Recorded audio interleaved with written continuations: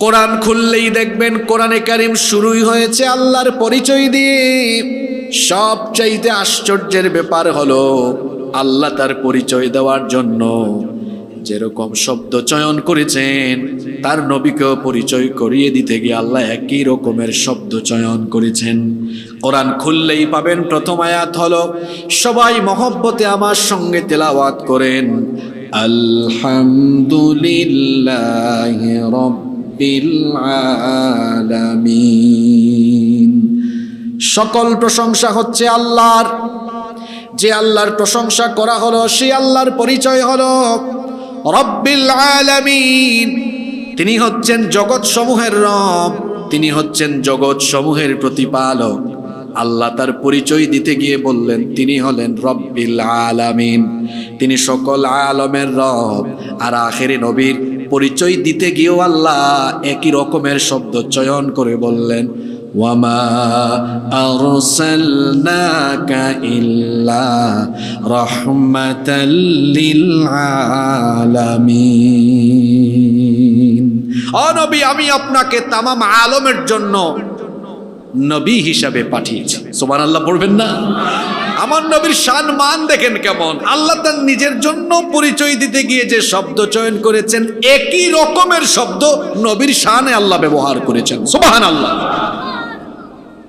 Number 2 number, পৃথিবীর সমস্ত আম্বিয়া আলাইহিমুস সালামকে আল্লাহ তাদের নিজেদের বংশ, নিজেদের গোত্র, নিজেদের সম্প্রদায়, নিজেদের এলাকার জন্য পাঠিয়েছেন। রব্বুল আলামিন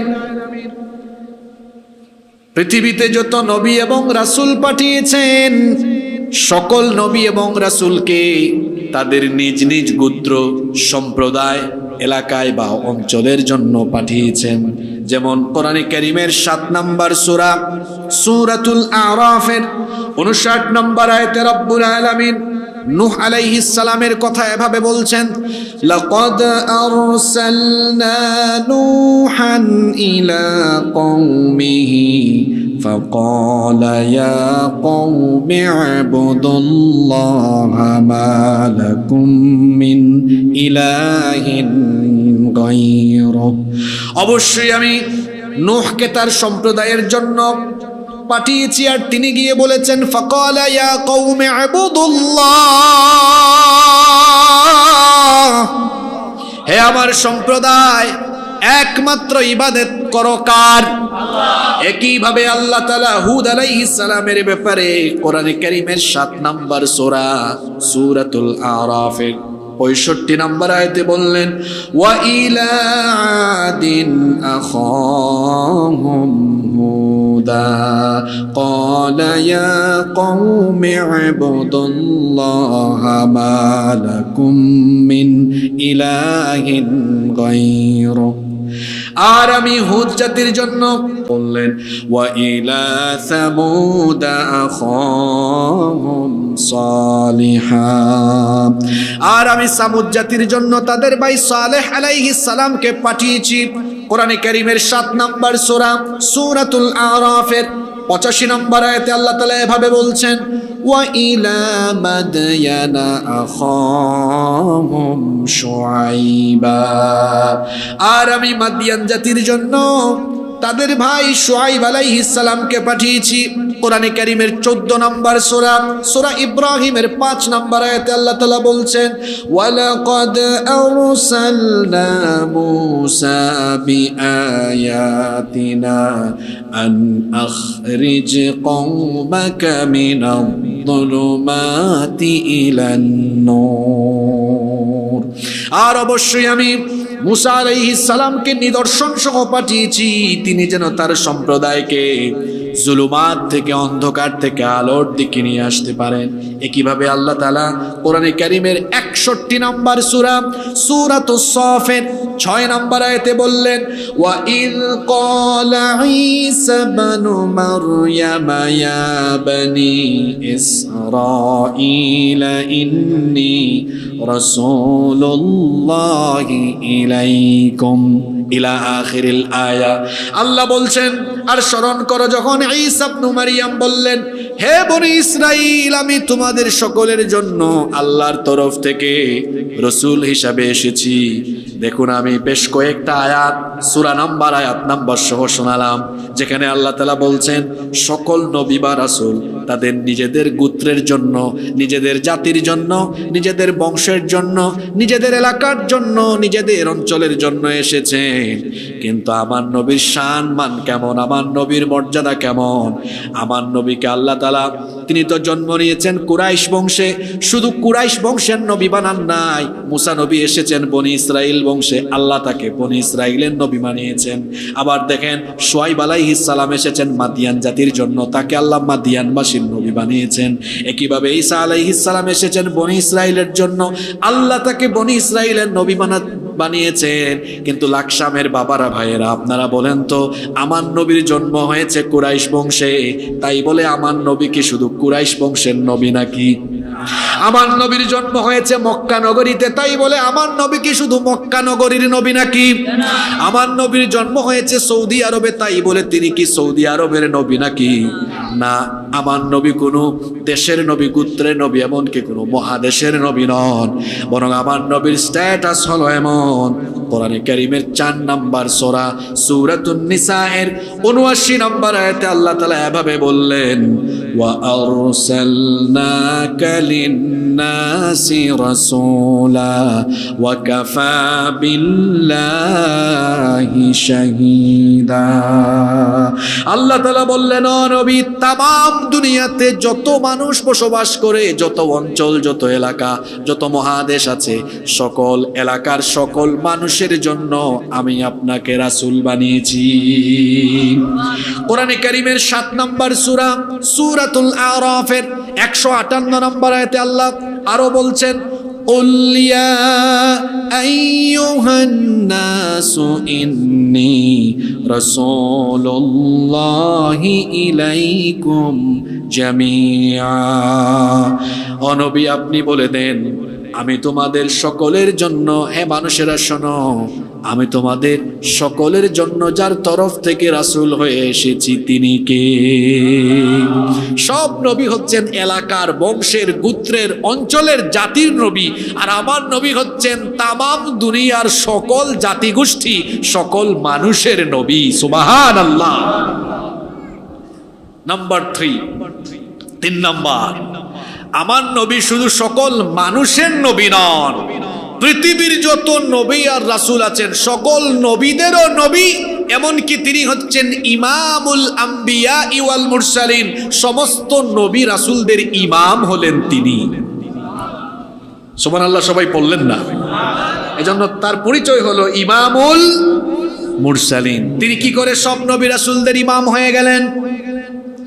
মেরাজের রজনীতে যখন রব্বুল আলামিন তার হাবিবকে ধুলির ধরা থেকে দুলুক ভুলুক ছাড়িয়ে 7 আসমান ভেদ করে সিদরাতুল মুনতাহা পাড়ি দিয়ে যেই রাতে নবীজির মেরাজ সংগঠিত হয়েছিল, এর 2টা অংশ।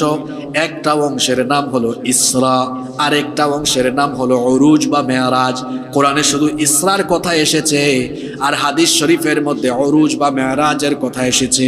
আল্লাহ তাআলা কোরআনে এভাবে বলছেন, যারা পারেন আমার সাথে বলেন সুবহানাল্লাযী আসরা বিআবদিহি লাইলাম মিনাল মাসজিদিল হারামি ইলাল মাসজিদিল আকসা। বরকতময় সুমহান সেই সত্তা, সকল দুর্বলতা অক্ষমতা থেকে সুমহান, সকল দুর্বলতা থেকে মুক্ত সুমহান সেই সত্তা, যিনি তার বান্দাকে রাতের বেলা ভ্রমণ করিয়েছেন মসজিদে হারাম থেকে মসজিদে আকসা পর্যন্ত। এতটুকুকে বলা হয় ইসরা, মানে নাইট জার্নি, নৈশ ভ্রমণ। আল্লাহ নবীকে যখন আল্লাহ তাআলা মসজিদে হারাম থেকে মসজিদে আকসা পর্যন্ত নিয়ে গেলেন, মসজিদে আকসায় তখন আল্লাহ তাআলা নবীর সম্মানে এই দুনিয়ার সকল নবী রাসূলদেরকে সেখানে সেই রাতে আল্লাহ একত্রিত করেছিলেন। জিবরিল আমিন বললেন, ও নবী, এবার আপনি সামনে যান, গিয়ে ইমামতি করেন। আল্লাহর নবী বললেন, এখানে সবাই তো আমার থেকে সিনিয়র, বাবা আদম আলাইহিস সালাম আছেন, উলুল আজমি মিনার রসুল যারা, তারাও এখানে উপস্থিত আছেন, কি করে আমি ইমামতিতে যাই? জিবরিল আমিন বললেন, এই সিদ্ধান্ত আমার নয়। জোরে বলেন তো দেখি, সিদ্ধান্তটা কার? আস্তে বলবেন না, জোরে বলেন, সিদ্ধান্তটা কার? জিবরিল আমিন বললেন, এটাই আল্লাহর সিদ্ধান্ত। আপনি আজকে সকল নবী রাসূলের উপস্থিতিতে এখানে নামাজে ইমামতি করবেন, আর এর মাধ্যমে আল্লাহ তাআলা আপনাকে সকল নবী এবং রাসূলদের ইমাম বানিয়ে দিবেন। তাহলে আমার নবী হচ্ছেন সব নবী এবং রাসূলেরও ইমাম। জোরে বলেন, সব নবী রাসূলের কি? 3 নাম্বার তো চলে গেল। 4 নাম্বার, আমার নবীর সম্মান, আমার নবীর স্ট্যাটাস, আমার নবীর মর্যাদা হলো এমন, আল্লাহ তাআলা যখনই কোনো নবীকে ডাকার দরকার হয়েছে, সম্বোধন করার দরকার হয়েছে, সব নবীদেরকে আল্লাহ তাআলা নাম ধরে ধরে রেখেছেন। কোরআন খুলেন, আপনি পেয়ে যাবেন পৃথিবীর সর্বপ্রথম মানুষ এবং সর্বপ্রথম নবী যিনি, আদম আলাইহিস সালামকে আল্লাহ যখন ডাক দেওয়ার দরকার হয়েছে, আল্লাহ বলেছেন, ইয়া আদামুসকুন আনতা ওয়া যাওজুকাল জান্নাতা ওয়া কুলা মিনহা রাগাদান হাইথু শি'তুমা ওয়া লা তাকরাবা হাযিহিশ শাজারাতা ফাতাকুনা মিনাদ যালিমিন। আদম নবীকে ডাকার দরকার হয়েছে, আল্লাহ বলেছেন, ইয়া আদম। নূহ আলাইহিস সালামকে ডাকার দরকার হয়েছে, আল্লাহ বলেছেন, ইয়া নূহ বিত বিসালামিন মিন্না। মূসা নবীকে ডাকার দরকার হয়েছে, আল্লাহ বলেছেন, ইয়া মূসা ইন্নী আনাল্লাহু রাব্বুল আলামিন। একইভাবে যখন দাউদ আলাইহিস সালামকে ডাকার দরকার হয়েছে, আল্লাহ বলেছেন, ইয়া দাউদ ইন্না জাআলনাকা খলিফাতান ফিল আরদ। একইভাবে যখন ইব্রাহিম আলাইহিস সালামকে ডাকার দরকার হয়েছে, আল্লাহ বলেছেন, ইয়া ইব্রাহিম قد صدقت الرؤيا إنا كذلك نجزي المحسنين। একইভাবে যখন আল্লাহ তাআলা লূত আলাইহিস সালামকে ডাকার দরকার হয়েছে, আল্লাহ বলেছেন, ইয়া লূত ইন্না রাসূল রাব্বিকা। আবার যখন জাকারিয়া আলাইহিস সালামকে ডাকার দরকার হয়েছে, আল্লাহ বলেছেন, ইয়া জাকারিয়া ইন্না নুবাশশিরুকা বিগুলাম। যখন ইয়াহইয়া আলাইহিস সালামকে ডাকার দরকার হয়েছে, আল্লাহ বলেছেন, ইয়া ইয়াহইয়া খুযিল কিতাবা বিকুওয়া। এভাবে সব নবীকে আল্লাহ নাম ধরে ধরে ধরে ধরে ডেকেছেন। কিন্তু যখনই আমাদের নবীকে ডাকার দরকার হয়েছে, বাড়িতে তো কোরআন শরীফ আছে, কোরআন তিলাওয়াত করেন। রমজান মাসে তারাবিতে যখন পুরা মাসে কোরআন খতম হয়, ইমাম সাহেবের পেছনে আপনারা তারাবির মধ্যে পুরা কোরআন তেলাওয়াত শুনেছেন। বলেন তো কোনোদিন কি আপনারা কোরআনের ভেতরে ইয়া মুহাম্মদ শব্দটি শুনেছেন নাকি? কত শান, কত মান, কত মর্যাদা, সব নবীকে আল্লাহ নাম ধরে ধরে রেখেছেন। কিন্তু আমাদের নবীকে আল্লাহ তাআলা একটি বারের জন্য ইয়া মুহাম্মদ বা নাম ধরে আল্লাহ ডাকেন নাই। সুবহানাল্লাহ কি বাড়ি গিয়ে বলবেন নাকি? এখন আপনাদের মাথায় একটা প্রশ্ন আসছে না, যে যদি নবীজিকে নাম ধরে আল্লাহ না ডাকেন, তাহলে আল্লাহ নবীজিকে ডাকার দরকার হলে ডাকছেন কেমন? এটাও তো একটা প্রশ্ন, তাই না? যেহেতু আল্লাহ নবীজিকে নাম ধরে ডাকেন নাই, তাহলে যখন দরকার পড়েছে কিভাবে আল্লাহ ডেকেছেন? দেখেন আল্লাহ কিভাবে ডেকেছেন, শোনেন। যখনই আল্লাহ তাআলা তার নবীকে ডাকার দরকার পড়েছে, তখন নবুয়ত কিংবা রিসালাতের বিশেষণকে বিশেষায়িত করে আল্লাহ ডেকেছেন। যখন আল্লাহ ডেকেছেন, সম্মানের সাথে ডেকেছেন। আপনি কোরআন খুললেই পাবেন আল্লাহ তার নবীকে যখন ডাক দিয়েছেন, এভাবে ডেকেছেন, ইয়া আইয়ুহান নাবিয়্যু হাসবুকাল্লাহু ওয়া মানিত্তাবা'আকা মিনাল মুমিনিন। মুমিনিন। যখনই ডাকার দরকার হয়েছে আল্লাহ ইয়া মুহাম্মদ বলেন নাই, আল্লাহ বলেছেন ইয়া আইয়ুহান নবী, হে আমার নবী।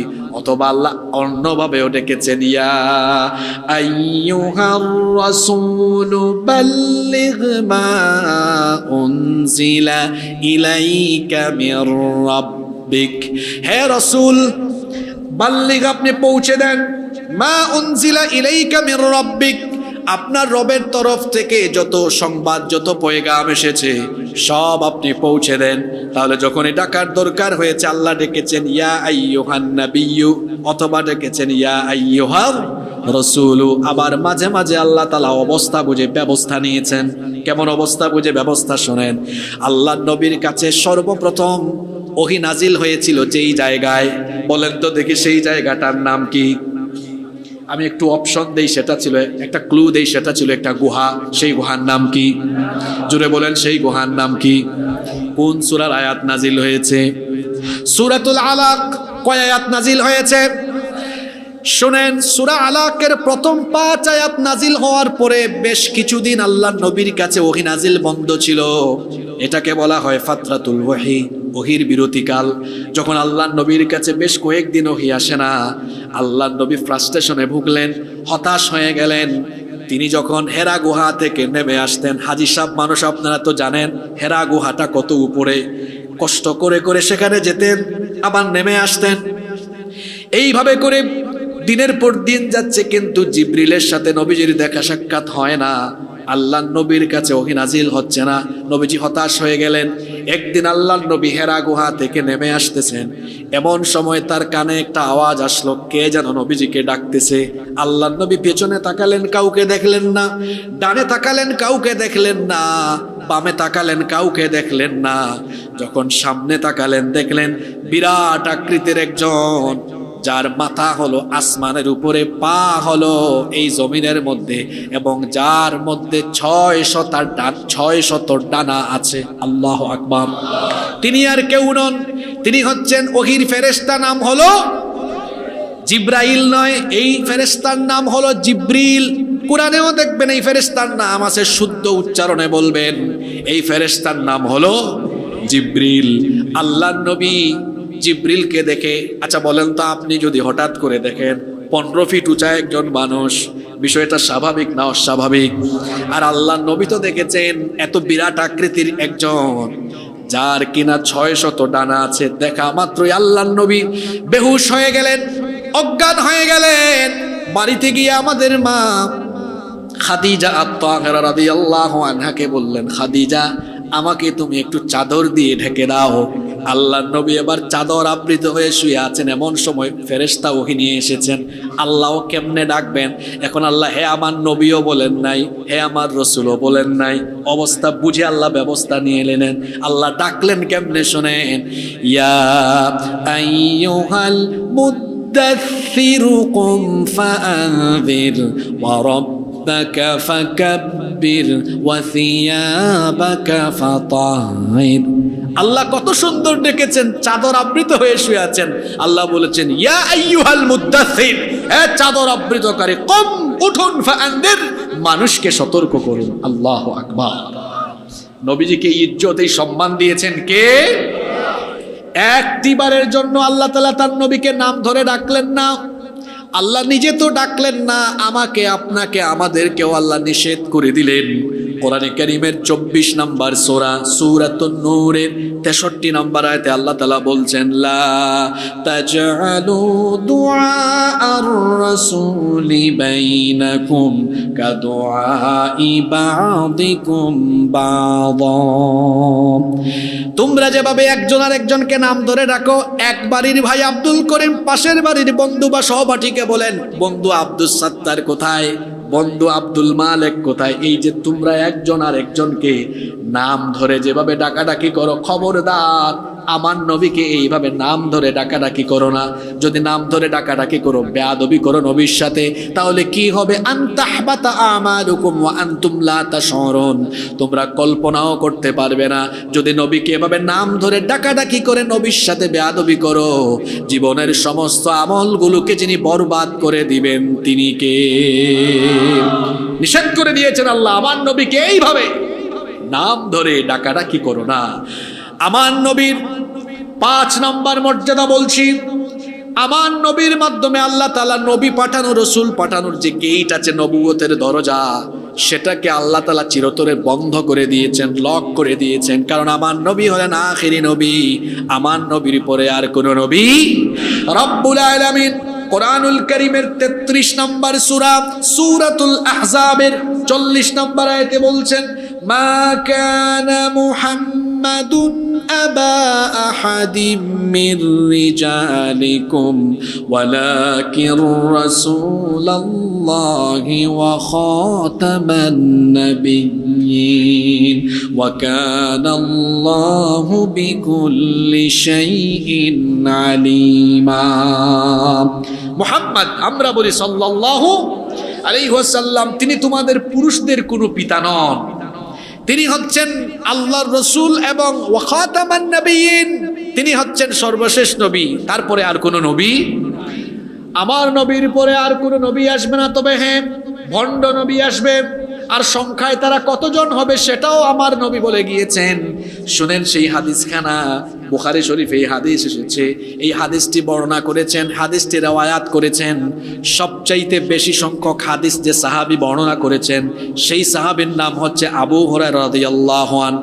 তিনি এই হাদিসের বর্ণনাকারী সাহাবী, তিনি বলছেন আল্লাহর রাসূল বলেছেন, লা তাকুমুস সাআহ, ততদিন পর্যন্ত কিয়ামত হবে না, হাত্তা ইয়াবআসা দাজ্জালুনা কাযযাবুন করিবুম মিন 30, যতদিন পর্যন্ত আমার পরে 30 জন ভণ্ড নবী না আসবে, ততদিন পর্যন্ত কিয়ামত সংগঠিত হবে না। এই হাদিস থেকে আপনারা কি বার্তা পেলেন? কিয়ামতের আগ পর্যন্ত দুনিয়াতে মোট ভণ্ড নবীর আগমন হবে কতজন? জোরে বলেন কতজন? এই পর্যন্ত 27-28 জন ভণ্ড নবী এসে গেছে, তার মানে আরো 2-3 জন বাকি আছে। সর্বশেষ এই সাবকন্টিনেন্টে, আমাদের এই উপমহাদেশে মির্জা গোলাম আহমদ কাদিয়ানি, সে তাকে নবী বলে দাবি করেছিল। তার অনুসারীরা কিন্তু বাংলাদেশেও আছে, বিভিন্ন নামে তারা আছে, আহমদি জামাত, আহমদিয়া, মুসলিম জামাত, এভাবে বিভিন্ন নামে তারা আছে। মনে রাখবেন, কাদিয়ানিরা হলো কাফের। তারা কেন কাফের? কারণ তারা আখিরি নবীকে আখিরি নবী হিসাবে মানে না। যারা আখিরি নবীকে আখিরি নবী মানে না, তারা কি ঈমানদার না কাফের? এজন্য কাদিয়ানীদেরকে সব আলেমরা বলেন কাফের। এই কাদিয়ানীদেরকে যারা কাফের মনে করে না, তারাও কাফের। কাদিয়ানী যারা বাংলাদেশে বাস করে, তারা বাংলাদেশের নাগরিক।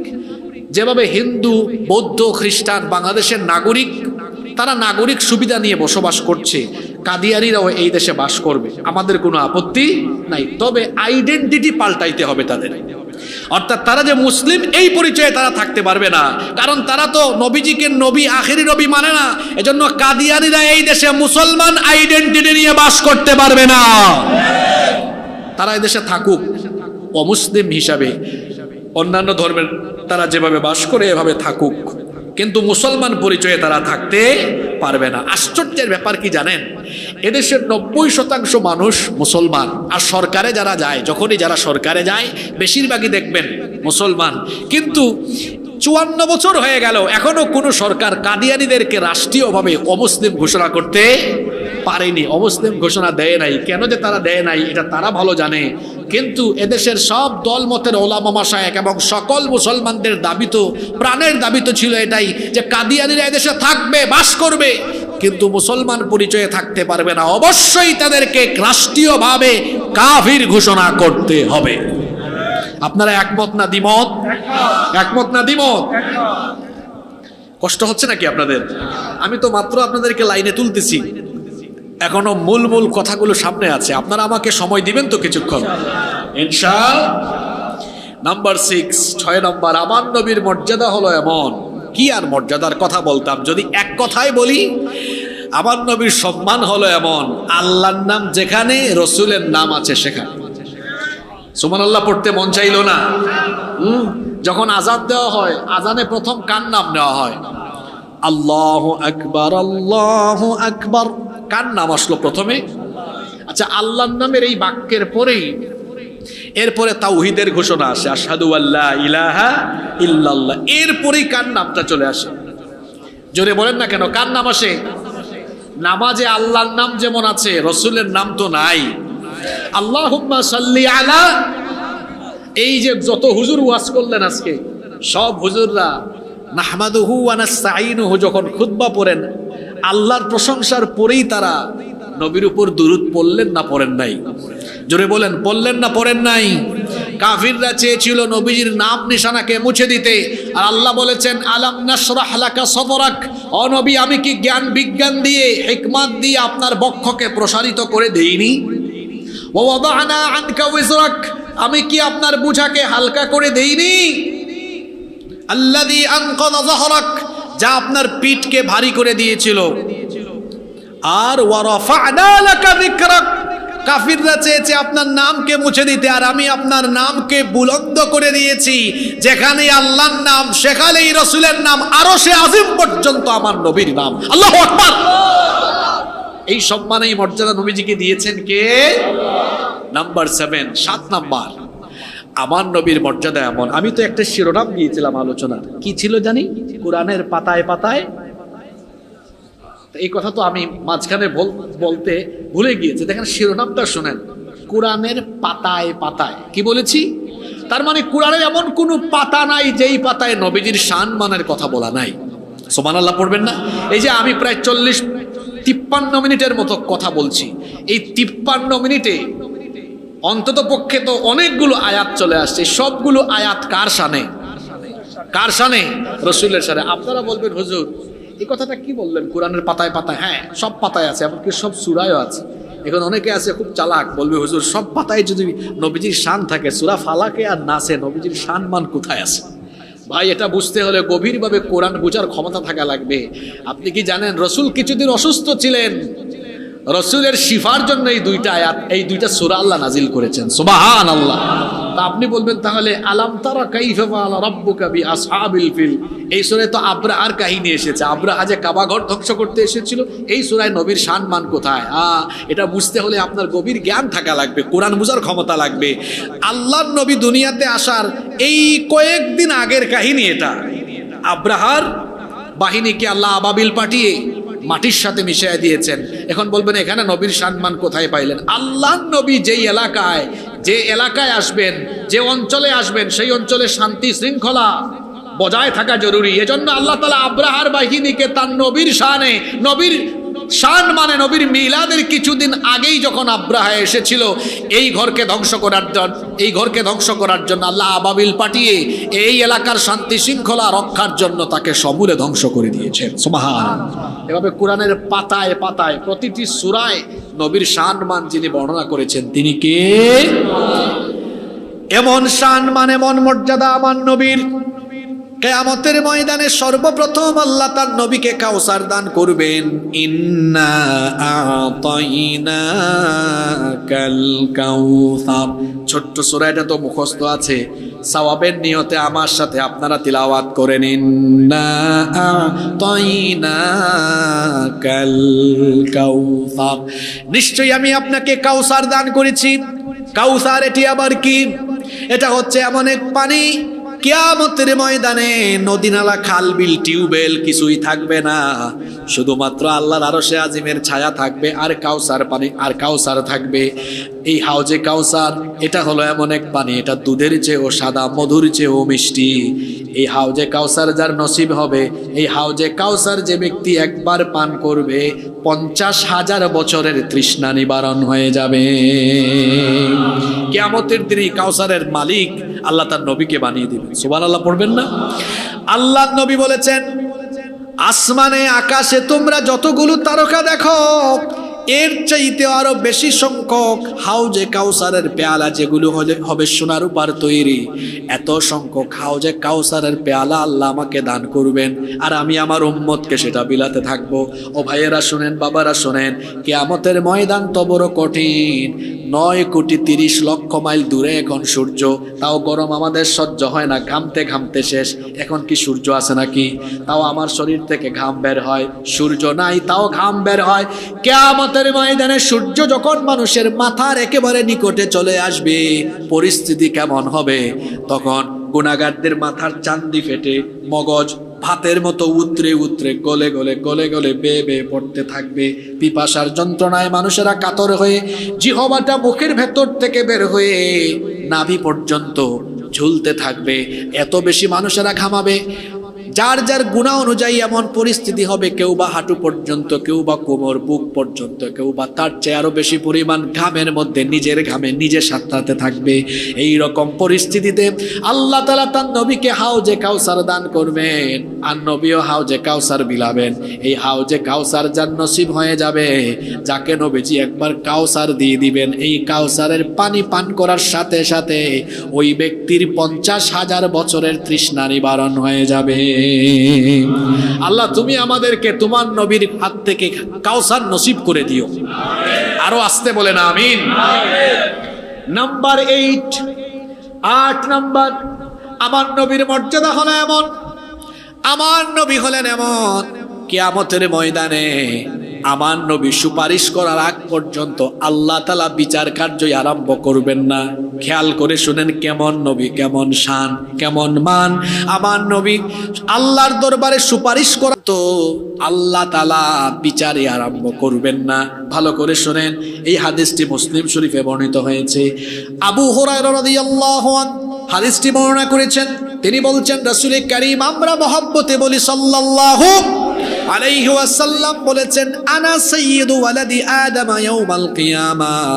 কিয়ামতের ময়দানে আমাকে আদম সন্তানের নেতা আল্লাহ বানিয়ে দিবেন। শুধু তাই নয়, ওয়া আউয়ালু মান ইয়ানশাক্কু আনহুল কবর, ইসরাফিলের সিংহার ফুৎকারের পরে যখন কবর থেকে মানুষ উঠা আরম্ভ হবে, ইসরাফিল যখন একটা ফুৎকার মারবে, প্রথম সিংহার ফুৎকারে তামাম পৃথিবী, তামাম সৃষ্টি জগৎকে লন্ডভন্ড করে দিবেন কে? এরপরে দ্বিতীয়বার তিনি যখন সিংহায় ফুৎকার মারবেন, 2টা ফুৎকারের কথাই আল্লাহ কোরআনে বলেছেন। প্রথম ফুৎকারের কথা আল্লাহ এভাবে বলেছেন, ওয়া নুফিখা ফিস সূরি ফাসাইকা মান ফিস সামাওয়াতি ওয়া মান ফিল আরদি ইল্লা মান শাআল্লাহ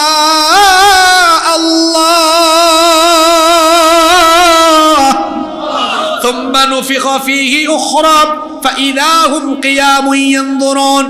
প্রথম সিংহার ফুৎকারের পরে আসমান জমিন লন্ডভন্ড হয়ে যাবে।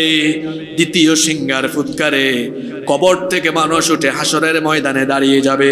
যখন ইসরাফিল আলাইহিস সালাম 2 নাম্বার ফুৎকার মারবে, কবর থেকে আল্লাহ তাআলা সবার আগে যাকে উঠাবেন তিনি আর কেউ নন, তিনি মুহাম্মাদুর রাসূলুল্লাহ সাল্লাল্লাহু আলাইহি ওয়াসাল্লাম।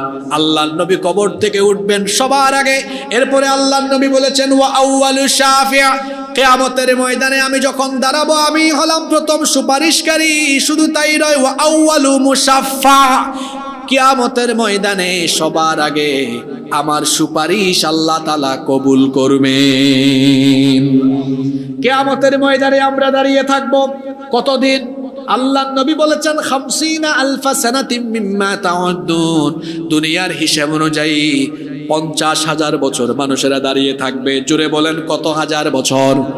আপনার হায়াত তো 40, 50, 60, 70, 80 বছর, আর কিয়ামতের বিচার দিনটা হবে 50,000 বছর। দীর্ঘ সময় মানুষেরা দাঁড়িয়ে থাকতে থাকতে পেরেশান হয়ে যাবে। লোকেরা যাবে বাবা আদম আলাইহিস সালামের কাছে, গিয়ে বলবে, বাবা আদম আপনি আল্লাহর দরবারে আবেদন করেন, ফরিয়াদ করেন, সুপারিশ করেন, আল্লাহ যেন বিচারটা আরম্ভ করেন, আমাদের আর সহ্য হয় না। বাবা আদম আলাইহিস সালাম তখন বলবেন, বাবারা আমি পারবো না, নফসি নফসি জিকির করে আমি নিজেকে বাঁচানোর পেরেশানিতে আছি, কারণ আমি তো নিষিদ্ধ গাছের ফল ভক্ষণ করেছিলাম। জানি না আজ আল্লাহ তাআলা আমার সাথে কেমন আচরণ করেন, আমি পারবো না। লোকেরা এবার চলে যাবে নূহ আলাইহিস সালামের কাছে, গিয়ে বলবে আপনি আমাদের জন্য আল্লাহর দরবারে সুপারিশ করেন। নূহ আলাইহিস সালাম বলবেন আমিও তো নফসি নফসি জিকির করছি, কারণ আমি আমার উম্মতের জন্য বদদুয়া করেছিলাম, জানি না আজ আল্লাহ তাআলা আমার সাথে কেমন আচরণ করেন। নূহ আলাইহিস সালাম ফিরিয়ে দিবেন। লোকেরা এবার চলে যাবে জাতির পিতার কাছে। বলেন তো দেখি জাতির পিতা কে? একদল ছিল যারা জোর করে জাতির ঘাড়ে জাতির পিতা চাপিয়ে দিয়েছিল। জোর করে জাতির ঘাড়ে জাতির পিতা চাপিয়ে দেওয়া যায় না। জাতির পিতা ইব্রাহিম আলাইহিস সালাম, আর তিনি নিজে নিজে জাতির পিতা হন নাই, তাকে জাতির পিতা বানিয়েছেন কে? মিল্লাতা আবিকুম ইব্রাহিম হুয়া সাম্মাকুমুল মুসলিমিন। লোকেরা এবার জাতির পিতা ইব্রাহিম আলাইহিস সালামের কাছে যাবে, গিয়ে বলবে আপনি আল্লাহর দরবারে সুপারিশ করেন, তিনিও পারবেন না। তিনি বলবেন চলে যাও মুসা পয়গম্বরের কাছে, মুসা নবীর কাছে লোকেরা যাবে, তিনি বলবেন আমিও পারবো না, কারণ ফেরাউনের বংশের একজনকে একটা থাপ্পড় দিয়ে তিনি দুনিয়া থেকে বিদায় করেছেন। তিনি বলবেন জানি না আজ আমার সাথে আল্লাহ কেমন আচরণ করেন, আমিও পারবো না। লোকেরা আবার চলে যাবে ঈসা পয়গম্বরের কাছে, গিয়ে দেখবেন ঈসা ইবনে মারইয়াম তিনিও নফসি নফসি জিকির করছেন। লোকেরা বলবে হে ঈসা রূহুল্লাহ, আপনি আল্লাহর দরবারে সুপারিশ করেন, তিনি যেন বিচারের কাজটা আরম্ভ করেন। ঈসা আলাইহিস সালাম তখন বলবেন খ্রিস্টানরা আমাকে আল্লাহর ছেলে বানিয়েছে, জানি না আজ আল্লাহ তাআলা আমার সাথে এজন্য কেমন আচরণ করেন, আমিও পারবো না। ও মিয়া, এত জায়গায় ঘোরাঘুরি করে কোনো লাভ নাই, চক্কর বক্কর দিয়ে লাভ নাই, জায়গা মতো চলে যাও। তিনি বলবেন চলে যাও আখিরি নবী মুহাম্মদুর রাসূলুল্লাহ, সবাই বলি সাল্লাল্লাহু আলাইহি ওয়াসাল্লামের কাছে চলে যাও। লোকেরা এবার আখিরি নবীর কাছে আসবে। আল্লাহর নবী তখন মাকামে মাহমুদের মধ্যে সাজদারত অবস্থায় থাকবেন। লোকেরা যখন বলবে আল্লাহর নবী সাজদায় পড়ে যাবেন, আল্লাহর রহমতের দরিয়ায় তখন জোশ মারবে। আল্লাহ তখন বলবেন ও আমার নবী ইরফা রাসাক, মাথাটা আপনি উঠান, এভাবে কেন সাজদায় পড়ে আছেন?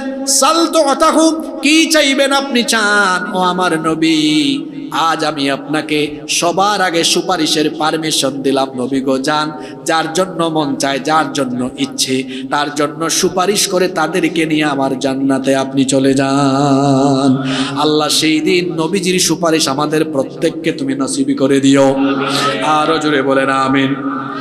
আমার নবীর 9 নম্বর মর্যাদা হলো তিনি হলেন জান্নাতের উদ্বোধনকারী। ঘুমাই গেছেন নাকি? আচ্ছা, জান্নাত বানিয়েছেন কে? রাস্তা বানায় কারা? মিস্ত্রিরা। রাস্তা বানায় কারা? উদ্বোধন করে কে? আপনারা ঘুমাই গেলেন নাকি? আমার রাইখা ঘুমাই যায় না। এখন তো আমি সব দামি দামি সব কথাই দামি, কোরআনের সব কথাই মানে মূল কথাগুলো সামনে আসতেছে। যুবক ভাইরা ঘুমাই গেছে নাকি? আপনাদের উদ্দেশ্যে অনেক কথা আছে। রাস্তা বানায় মিস্ত্রি, উদ্বোধন করে কে?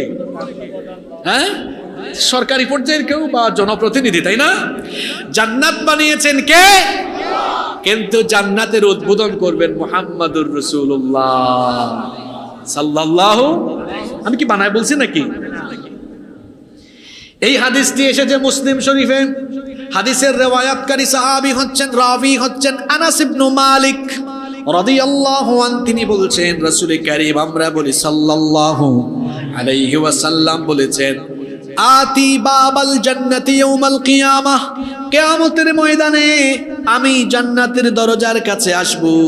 আসার পরে জান্নাতের দরজায় এসে আমি আদেশ করব ফাস্তাফতিহ, জান্নাতের দরজাটা খোলো। ফায়াকুলুল খাজিন, তখন জান্নাতের দারোয়ান ফেরেশতা বলবে মান আনতা, আপনি কে? আল্লাহর নবী বলবেন আমারে চিনো না, আনা মুহাম্মাদুর রাসূলুল্লাহ সাল্লাল্লাহু আলাইহি ওয়াসাল্লাম। আল্লাহর নবী যখন পরিচয় দিবেন, ফেরেশতা তখন বলবেন বিকা উমিরতু লা আফতাহু লি আহাদিন ক্বাবলাক, আপনার জন্যই তো আমি দাঁড়িয়ে আছি। আল্লাহ আমাকে আদেশ করেছেন আপনি আসার আগ পর্যন্ত জান্নাতের দরজাটা যেন খোলা না হয়। আজকে আপনার মাধ্যমে জান্নাতকে উদ্বোধন করা হবে। সুবহানাল্লাহ পড়ছেন ঠিক, কিন্তু মনে মনে অনেকে ভাবতেছেন হুজুর নবী দেখি জান্নাত উদ্বোধন করে জান্নাতে ঢুকে যাচ্ছেন, তা আমাদের কি হবে?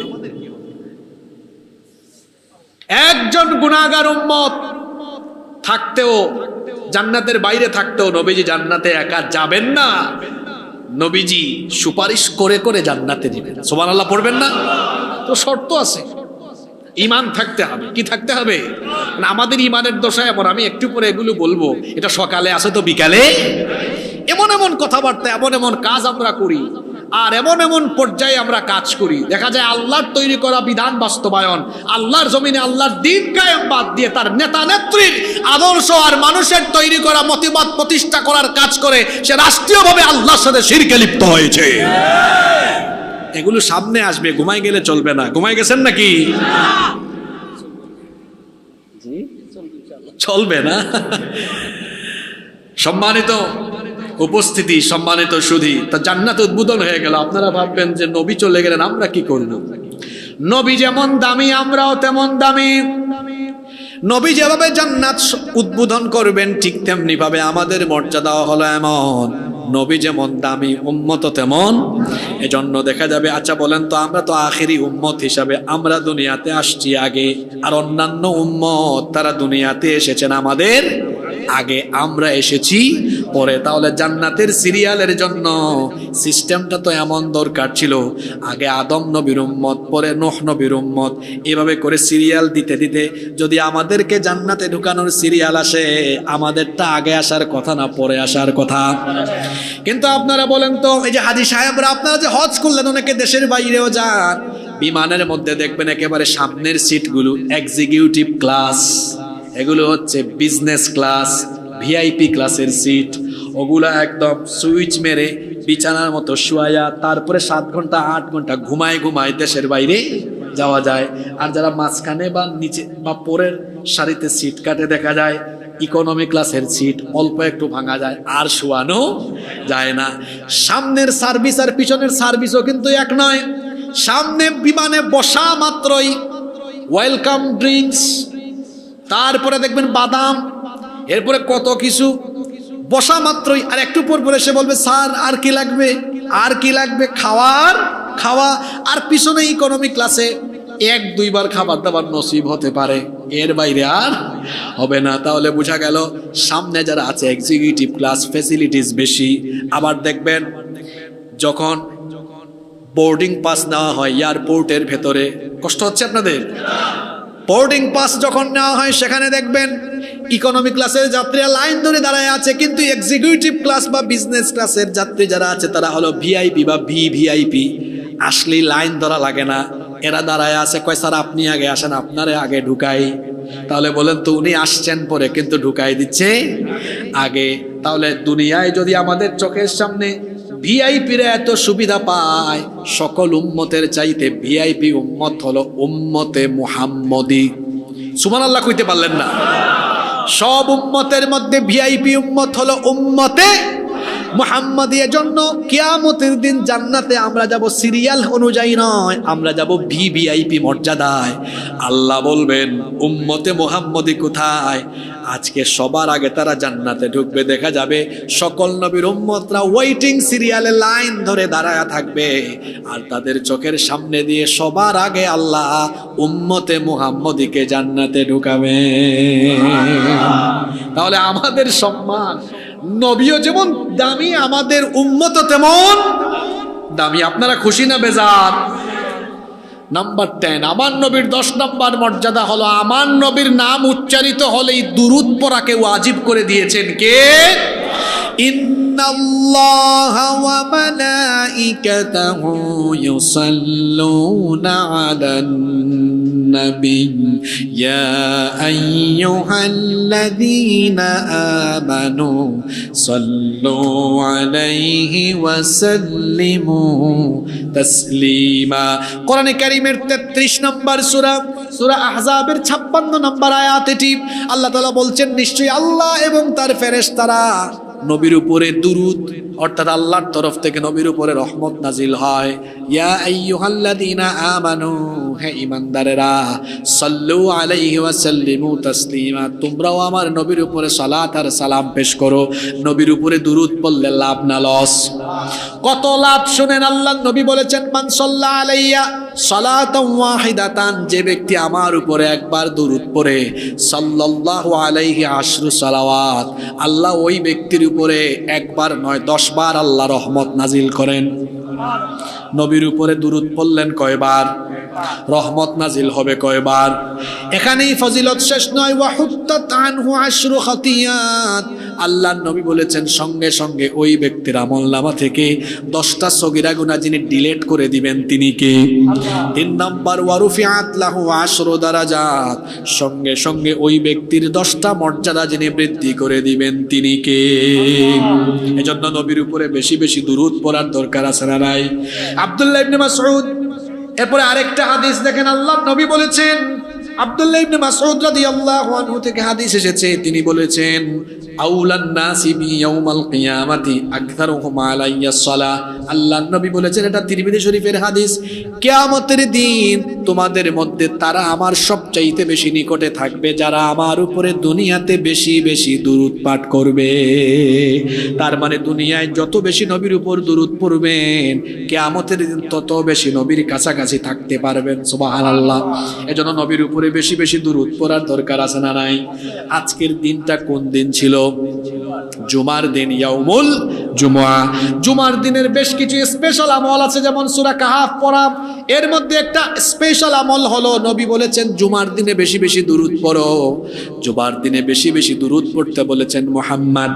আমরা বলি সাল্লাল্লাহু আলাইহি ওয়াসাল্লাম। যারা নবীর নাম উচ্চারিত হলে পরে নবীর উপর দুরূদ পড়ে না, আল্লাহর নবী বলেছেন আল বাখিলু মান যুকিরাত ইনদাহু ফালাম ইউসাল্লি আলাইহি।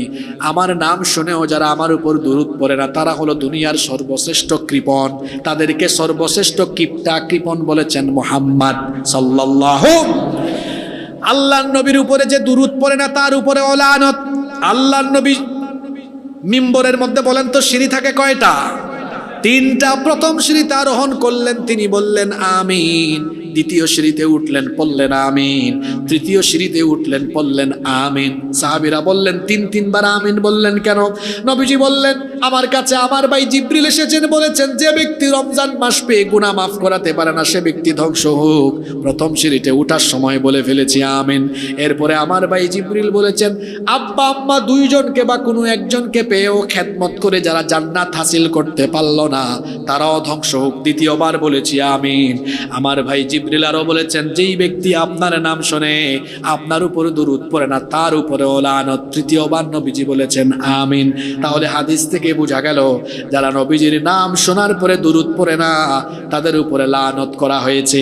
আমরা লানত থেকে বাঁচতে চাই, নবী প্রেমে উজ্জীবিত হয়ে নবীর সুপারিশ আমরা চাই কি চাই না?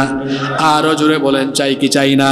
এজন্য নবীর উপরে যত বেশি দুরূদ পড়ব আমাদের উপরে রহমত যিনি বাড়িয়ে দিবেন তিনি কে? আল্লাহ। 10টা পয়েন্ট নবীজির শানমান নিয়ে বলেছি। পরবর্তী পয়েন্টও শানমানের, কিন্তু প্রত্যেকটা পয়েন্ট আবার আমাদের সাথে রিলেটেড। এজন্য এই 15-20 মিনিট আপনারা গভীর মনোযোগে আমার সাথে থাকতে পারবেন তো? রেডি সবাই? নাম্বার 11 নাম্বার, আমার নবীর এমন মর্যাদা, আমার নবীকে আল্লাহ তাআলা নিজে থেকে চরিত্রের সার্টিফিকেট দিয়ে দিয়েছেন। সুবহানাল্লাহ। আমার আপনাদের চরিত্রের সার্টিফিকেট দেয় মেম্বার, চেয়ারম্যান, এমপি। যারা চরিত্রের সার্টিফিকেট দেয় দেখা যায় তাদেরই চরিত্র ঠিক নাই। আমার নবীর চরিত্রের সার্টিফিকেট দুনিয়ার কোনো মানুষ দেয় নাই। কোরআনে কারীমের 68 নম্বর সূরা সূরাতুল কলমের 4 নম্বর আয়াতে রব্বুল আলামিন বলছেন ওয়া ইন্নাকা লাআলা খুলুকিন আযীম। আর নিশ্চয়ই আপনি পুত পবিত্র সুমহান আদর্শের উপরে প্রতিষ্ঠিত। এখানে আলেম উলামা যারা আছেন তারা জানেন আযীম শব্দটির বাংলা অর্থ অভিধানে খুললে দেখবেন, অর্থাৎ এর গভীরতা ব্যাপকতা এত বেশি যা নিরূপণ করা যায় না। অর্থাৎ আমার নবীর চরিত্র, আমার নবীর চারিত্রিক মাধুর্যতা হলো এমন কিয়ামত পর্যন্ত এই চরিত্রের মাধুর্যের সৌন্দর্যের গভীরতা কেউ নিরূপণ করতে পারবে না। সুবহানাল্লাহ। এত চমৎকার আচরণ, কথা বলেছেন মুচকি হেসে হেসে কথা বলেছেন, কষ্ট পেয়েছেন কষ্ট দেন নাই, দুঃখ পেয়েছেন দুঃখ দেন নাই, গালি শুনেছেন গালি দেন নাই। আমার নবীর চরিত্র কত সুন্দর ছিল। বর্তমান সময়ের একটা ভয়াবহ ফিতনার নাম হলো ফেসবুকের ফিতনা। মাঝে মাঝে আমরা সময় পাইলে ফেসবুকে ঢুকি আর দেখে মাঝে মাঝে অবাক হই আর আফসোস করি। দেখা যায় অনেক সময় এমন হয় দুই হুজুরের দুইজন ভক্ত একজন আরেকজনের গালি দেয়, আবার দুই দলের দুই সমর্থক একজন আরেকজনের গালি দেয়। এখন দেখা যায় গালি দেওয়ার পরে আরেকজন পাল্টা গালি দেয়। আরে ভাই, আমার নবীর চরিত্র কেমন ছিল দেখেন। কোরআন তেলাওয়াত করবেন, কোরআনের ভেতরে আছে কাফেররা নবীজিকে বলেছে সাহির, জাদুকর, বলেছে কাদ্দাব, মিথ্যাবাদী, বলেছে মাজনুন, বলেছে পাগল, বলেছে শাইর, বলেছে কবি, বলেছে কাহিন, গণক। এই সবগুলো শব্দ তো কোরআনে আছে না নাই? নবীজিকে এতগুলো গালি দিল, বলেন তো নবীজি কি একটা বারো পাল্টা কোনো কাফিরকে একটা গালি দিয়েছেন নাকি? ভালো করে শুনেন, ইসলামী আন্দোলনও যারা করেন গালির জবাবে পাল্টা গালি, কথা বলেন না কেন? গালির জবাবে পাল্টা গালি দিয়েছেন? আপনি নবীজির জীবনী পড়ে দেখবেন, মার খেয়েছেন তখন আল্লাহর নবীর সাথে সাথে কি করেছেন এটাও কইতে পারলেন না। তায়েববাসীরা নবীজিকে মারলো, আর নবীজি কি করেছেন বলেন? কি করেছেন? দোয়া করেছেন, দোয়া করেছেন। আপনি ইসলামী আন্দোলন করবেন তো নবীজি থেকেই তো আপনি শিখবেন। আপনাকে গালি দিবে, কিন্তু আপনার পার্সোনালিটি, ব্যক্তিত্ব হবে এমন, গালি দিবে আপনি বলবেন ভাই আপনার জন্য দোয়া করলাম, আল্লাহ আপনাকে হেদায়েত দান করেন। যুবক ভাইয়েরা, পারবো আমরা? গালির জবাবে গালি না। আমাকে একজন গালি দিয়েছে বলেই কি আমি গালি দিয়ে দিব? এত সহজ, এত সহজ নয়। আমাকে গালি দিতেই পারে, আমাকে গালি দিবে। আল্লাহ তো আমাকে শিখিয়ে দিয়েছেন যে মূর্খের সাথে তর্ক করো না। ওয়া ইযা খাতাবাহুমুল জাহিলুনা ক্বালু সালামা, সালাম দাও, কেটে পড়ো, এর সাথে তর্ক করো না। মনে রাখবেন, কথার আরেক নাম লতা। এটা বললেই শুধু বাড়ে। গোবরে যেমন নাড়া দিলে দুর্গন্ধ বাড়ে, ঠিক তেমনি গালির জবাবে গালি দিলে ঝগড়া আরো বাড়ে। গালি দিবেন, বিশেষ করে যারা ইসলামী আন্দোলন করেন, নিজেদেরকে সংশোধন করেন। গালিগালাজ করা এটা ইসলামী আন্দোলনের নেতা কর্মীর স্বভাব নয়। মনে রাখবেন, তর্ক দিয়ে দুনিয়াতে বিজয়ী হওয়া যায় না, আদর্শ দিয়ে দুনিয়াতে বিজয়ী হওয়া যায়। কি দিয়ে বিজয়ী হওয়া যায়? ওরা আমাদেরকে গালি দিবে আর আমরা তার বিপরীতে আমাদের আদর্শ দিয়ে পৃথিবীকে জয় করে দিব ইনশাআল্লাহ। গালি শুনতে শুনতেই তো আমরা এগিয়ে গিয়েছি। কম গালি শুনছি নাকি আমরা? আমরা মৌলবাদী, আমাদেরকে গালি দেয় আমরা জঙ্গিবাদী, আমাদেরকে গালি দেয় কত কিছু। হ্যাঁ, মাঝখান দিয়ে আমাদেরকে কত কিছু বলে, পাকিস্তানি রাজাকার। ভাই পাসপোর্ট তো আছে, একটু চেক করে দেখেন তো কোনোদিন পাকিস্তান গিয়েছি কিনা। আমার পাসপোর্টে তো আলহামদুলিল্লাহ অনেকগুলো সিল আছে, অনেক সফর হয়েছে, কোনো পাকিস্তানি সিল তো নাই। কিন্তু আমাদের যে সকল বন্ধুরা আমাদেরকে পাকিস্তানি রাজাকার বলে, তাদের পাসপোর্ট চেক করলে দেখা যাবে ভারতীয় সিল আর সিল। আমরা পাকিস্তানি রাজাকার নই গো, বরং আমাদেরকে যারা পাকিস্তানি রাজাকার বলে পাসপোর্ট একটু জনগণের সামনে নিয়ে আসতে দেখা যাবে প্রত্যেকটা এক একটা ভারতীয় রাজাকার। আমাদেরকে এত গালি দেয় কেন? কারণটা কি? কারণটা কি বলবো? কারণটা কোরআন শরীফে আছে। কারণটা কি? ওয়ামা নাকামু মিনহুম ইল্লা আইয়ুমিনু বিল্লাহিল। আমরা কোনো নেতার গুণগান গাই না, নেত্রীর গুণগান গাই না, আমরা মানুষের তৈরি করা আইন প্রতিষ্ঠা করতে চাই না, আমরা আইন চাই কার? এটাই অপরাধ, আর কোনো অপরাধ নাই, আর কোনো অপরাধ নাই। আমার রসুলকে গালি দিয়েছে কেন? নবীজির অপরাধটা কি? তিনি বলেছেন লাত, মানাত, উজ্জা, হুবল 360 মূর্তির পূজাবাদ, এখানে আবু জেহেলের হুকুমবাদ, এখানে হুকুম চলবে কার? আপনি নামাজ রোজার কথা বলবেন, কেউ আপনারা খারাপ বলবে না। এই যে আমি এতক্ষণ নবীর শান মান বলছি না, আশেপাশে সবাই যারা শুনছে হুজুরটা খুব ভালো রে, খুব মিষ্টি কণ্ঠে অনেক কিছু বলে গেছে। এখন যদি খালি বলি জমিন যার, আইন চলবে, দেখছো কারবার হুজুরটা কি আরম্ভ করলো, এতক্ষণ তো লাইনেই ছিল, চলে গেছে বেলাইনে। হুজুর লাইনে আছে, আপনার মগজ বেলাইনে চলে গেছে। কারণ আল্লাহর নবীর জিন্দেগি স্টাডি করে দেখেন, নবীজি 13 বছর মক্কায় মার খেয়েছেন, মদিনায় গিয়ে 10 বছর রাষ্ট্র পরিচালনা করেছেন। সুতরাং যেই নবীর সম্মান বলে, যেই নবীর সম্মান বলে নবী প্রেমে আমরা উজ্জীবিত হয়েছি, সেই নবীর 10 বছরের মাদানী জীবনকে অনুসরণ করে আমরাও আল্লাহর জমিনে আল্লাহর দ্বীন প্রতিষ্ঠার জন্য শপথ নিয়েছি। সম্মানিত উপস্থিতি, কষ্ট হচ্ছে আপনাদের? আমরা 11 নম্বর পয়েন্টে ছিলাম। পয়েন্টটা জানি কি ছিল? নবীর চরিত্রের সার্টিফিকেট দিয়েছেন স্বয়ং যিনি, তিনি কে? আর এমন এক চরিত্র সকলের জন্যই সেখানে আদর্শ আছে।